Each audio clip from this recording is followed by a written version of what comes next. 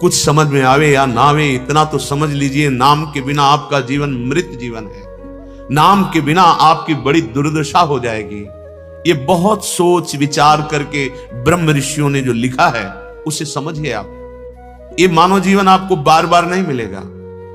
बार बार तो बनत नहीं यह संजोग अनूप, मानुस्तन वृंदाविपिन रसिकन संग विविरूप। प्रिया प्रीतम की उपासना मिल गई, तुम्हें वृंदावन धाम आने को मिला, तुम्हें मनुष्य जन्म मिला, इससे बड़ी हरि की और कोई कृपा नहीं हो सकती। यदि इस जन्म में भगवत प्राप्ति नहीं कर पाए तो पता नहीं कितना भटकना पड़ेगा, ये संयोग बने कि ना बने। ध्रुवदास जी तो कहते नहीं बनेगा, बार बार तो बनत नहीं यह संजोग अनूप। जैसा अब अपने को अवसर मिल गया भगवत प्राप्ति का, ऐसा नहीं मिलेगा, क्योंकि कलिकाल है, ये अपना प्रबल रूप बढ़ाता चला जाएगा।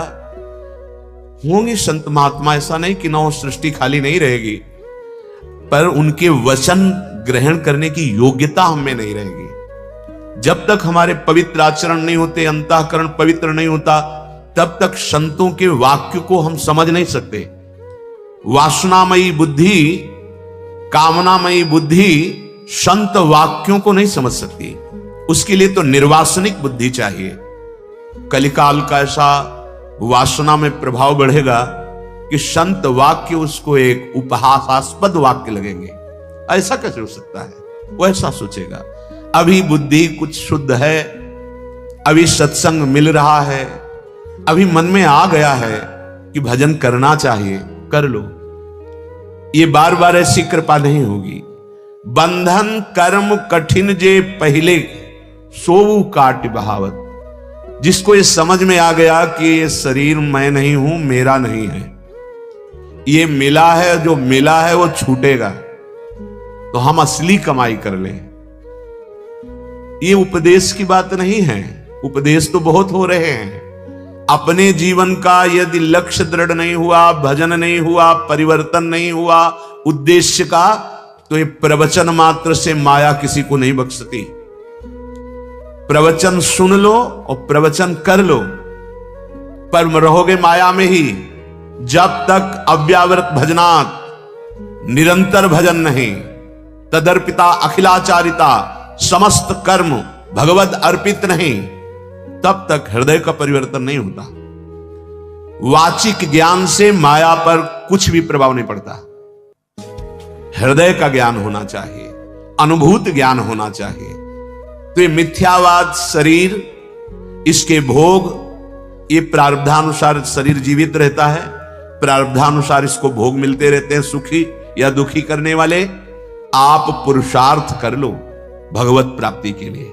कर्तव्य कर्म को भगवत समर्पित करते हुए निरंतर नाम जप, भगवत आसक्त चित्त हो जाना मनुष्य जीवन का परम फल है।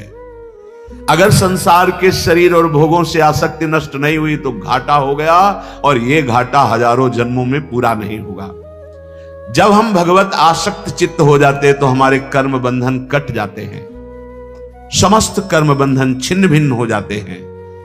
जहां कर्म बंधन छिन्न भिन्न हुए, नष्ट हुए, तो भगवत प्राप्ति करनी नहीं होती। भगवान यहीं बैठे हैं, जहां मैं वहीं भगवान, जहां भगवान वहीं मैं प्रकाशित हो गया। अब मैं और भगवान दो नहीं रह जाते, सिर्फ भगवान ही भगवान रह जाते। अंतःकरण भगवत स्वरूप हो जाता है। अपना तो स्वरूप भगवत स्वरूप है ही, अंतःकरण भगवत स्वरूप हो जाता है। श्री सूरदास जी महाराज कहते हैं, यदि आपने इस जन्म में भजन नहीं किया तो तुम्हारा जीवन प्रेत जैसा गया और परिणाम तुम्हें बड़ा दुखद प्राप्त होगा। वही बात श्रीपाद प्रबोधानंद जी महाराज कह रहे हैं कि ये मिथ्या इंद्रियों के विषयों को कब तक भोगते रहोगे।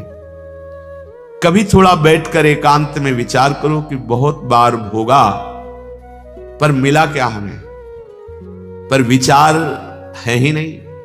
विचार तो दूषित हो गए हैं, अपवित्र विचार हो गए हैं। आप ध्यान नहीं दे पा रहे कि आपके समय को केवल नष्ट किया जा रहा है, ये छूटने वाला है। श्रीपाद कह रहे हैं, जो तुम्हें सदैव महासुख प्रदान करेगा, आ जाओ श्री वृंदावन धाम। ये किशोरी जी का निज महल है, इसमें प्रेम सुधा भंडार भरा हुआ है, प्रेमामृत। निरंतर प्रेम में डुबोने की सामर्थ्य वृंदावन की है, पर वृंदावन में वही प्रेम में डूबता है जिसको रहनी आ गई है। अगर थोड़ा भी अभिमान है तो वृंदावन के सुख को नहीं ले पाएंगे।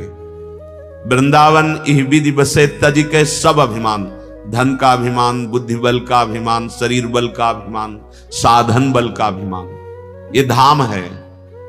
जब आप इस धाम की रज में लौटेंगे, रसिकों का संग करेंगे, तो अभिमान अपने आप गलित हो जाएगा। सच्ची कहते हैं, हृदय में ऐसी स्थिति आ जाती है कि ना अहम रह जाता है और ना करता रह जाता है, केवल देखता है वो क्या हो रहा है, प्रभु अब क्या करवा रहे हैं, प्रभु क्या बुलवा रहे हैं, प्रभु क्या चिंतन करा रहे हैं, ये देखता है उपासक। जो वृंदावन का कृपा पात्र उपासक होता है, उसमें कर्ता भाव नहीं होता है। कर्ता भाव अहम लय हो जाता है प्रभु के चरणारविंद में, और स्वयं प्रभु उसके हृदय में बैठ करके भागवतिक चेष्टाएं कराते हैं। किंचन मात्र सुसुख वांछा नहीं रह जाती। ये स्थिति धाम प्रदान करता है, और आप ये स्थिति बाहर से प्राप्त कर सकते हैं धाम आश्रित होकर। जैसे पूज्य भाई जी श्री हनुमान प्रसाद पोद्दार जी गीता वाटिका में, पूज्य श्री राधा बाबा जी, आप कहेंगे ये बड़े महापुरुष हैं, तो ये बड़े महापुरुष किनके हुए? प्रभु के। क्या अंश में बड़ाई छोटाई होती है क्या? चींटी में जो अंश है, हाथी में भी वही अंश है, देवराज इंद्र में भी वही अंश है। अंश में कोई फर्क नहीं होता, भगवद अंश समान रूप से होता है। हां, अब उस स्वरूप स्थिति में जागृत कौन हुआ है, यह बात होती है। आप जागृत हो जाएं तो जो भाई जी को प्रियालाल सुख दिए वही आपको देंगे, जो मीरा जी को सुख दिए वही आपको देंगे।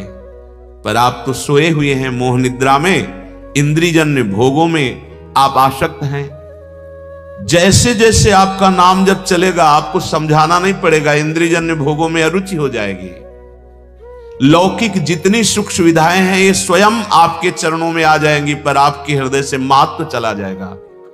जहां आपका भजन ठीक से होने लगा, तहां आपकी ऐसी योग्यता बढ़ेगी कि ब्रह्म पदवी भी, जो परमेष्ठी पद, वो भी आपको फीका लगने लगेगा। पर भजन में रुचि नहीं है, भजन करने की हमारे अंदर लगन नहीं है। रोज सत्संग सुनते हैं, रोज सत्संग होता है, नाम की महिमा रोज गाई जाती है, पर आप देखिए अपने हृदय में जांच कर, क्या आप निरंतर नाम जप रहे हैं? क्या आप विषय चिंतन को काट पा रहे हैं? क्या आप प्रियालाल के लिए रोते हैं? विचार करके देख लो। यदि हां तो आप धन्य हैं, और यदि नहीं तो अब भी दुर्भाग्य है कि सुधा भंडार, प्रेम सुधा भंडार वृंदावन में आकर, वृंदावन का आश्रय लेकर, वृंदावन की रज में रहकर विषय चिंतन हो रहा है, संसार का चिंतन हो रहा है, प्रियालाल का अखंड चिंतन नहीं हो रहा। सच्ची मानिए, जहां अखंड चिंतन होने लगता है तो ना जीने की आशा रहती है, ना मरने का भय लगता है, ना कोई किसी भी तरह के पद प्रतिष्ठा लाभ की कोई वृत्ति ही नहीं रह जाती, क्योंकि है ही नहीं, यहां कोई लाभ नहीं। कुछ भी बनो, मरना है। अब बोलो इसके आगे क्या उत्तर है? कुछ भी बनो, बिगड़ना है। कोई भी उन्नति कर लो, प्रभु से विमुख होकर, पतन है उसका। हाथ में कुछ नहीं आना, कुछ भी बनो। ये इसलिए कह रहा हूं कि आप सावधान हो जाएं और असली कमाई कर लें। श्रीपाद कह रहे हैं, सारम सारंगवत सुंचरो मधुर बने राधिका केली धामनी। हे भाई सारंगवत, भ्रमर बन जाओ राधा नाम के। जैसे भ्रमर पुष्प का पराग पान करता है, ऐसे श्री कृष्ण के हृदय के प्रेम का पराग है ये राधा नाम। सच्ची मानना, ये हृदय की भी बात आचार्य चरण के प्रताप से जो समझ में आई है, सब साधन जहां तक बने हैं वो किए गए हैं भगवत कृपा प्रसाद से। तुम्हारा मन राधा नाम का भ्रमर बन जाए। प्रेम का समुद्र लालजू महाराज हैं। और उस समुद्र का सार प्रिया जो है, और प्रिया लाल दोनों को अधीन कर ले, वो राधा नाम है। ये हम किसी संप्रदायवाद या पक्षपात से नहीं कह रहे, मान लो ये हृदय की बात कह रहे हैं। अहो भाग्य जिनको विश्वास हो जाए इस राधा नाम पर। भ्रमर बना दो। भ्रमर की दो वृत्तियां, एक पराग का स्वाद लेना और एक गुंजार करना। राधा नाम का गुंजार होता रहे, इसलिए हर ध्वनि में राधा नाम गाने की अनुमति दे दी है। अगर आपको सांसारिक ध्वनियों के गुनगुनाने का स्वभाव बन गया है तो उसमें राधा नाम गुनगुनाओ। राधा नाम ऐसे भ्रमर की तरह गुनगुनाओ कि वो छूटे ना। कोई भी ध्वनि पकड़ लो, राधा राधा राधा राधा राधा। भ्रमर स्वाद लेता है पराग का, तो राधा नाम सुधा रसम रसितुम जिह्वास्तु में विभला। ये हित सजनी जो कह रहे हैं, हरिवंश महाप्रभु कह रहे हैं, ये राधा नाम का अमृत स्वाद जे भी तुम्हारी जिह्वा में प्रकट हुआ, ते भी नित्य लीला में प्रवेश हो जाएगा। हमारी बात मान लेना। सब जितने मंत्र हैं उनका प्रधान ये राधा है, क्योंकि जितने मंत्र हैं भगवान के हैं, और भगवान भी अपने श्रीमुख से जिस नाम का रसास्वादन लेते हैं